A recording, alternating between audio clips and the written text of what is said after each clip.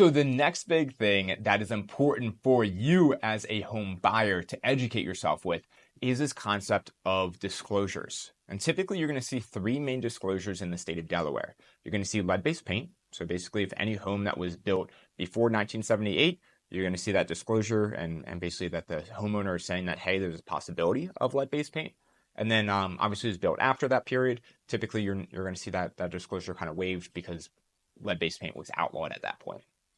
The next disclosure is going to be radon. Radon is a cancer-causing natural gas that's odorless and can sometimes seep into basements. And again, sometimes the homeowner might have seen or might have had a high reading on that radon, and they might have a radon mitigation system in there, or hey, they might have not have any inspections on that, or hey, they might have had an inspection where it's below the EPA limit and they did not need to go through a mitigation process. And the third and most important disclosure is going to be the general seller's disclosure. This is going to be a state form that's needed for any transaction for retail real estate in the state of Delaware. There's 100-something items on that list, and you'll go through down that list. And again, your real estate agent should be helping you out as you go through this list. The reason why these are important is because this is going to be the reference point of how inspections are going to go.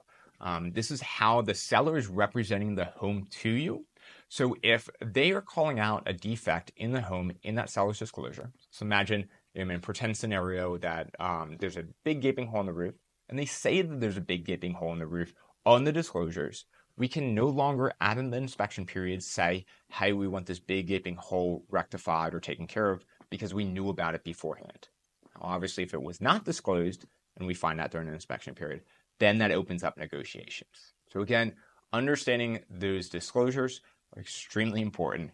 Those disclosures obviously will tell us a whole ton of information, both about what the homeowner knows, and then sometimes the unknown or the lack of information can also be that yellow flag that we talked about before.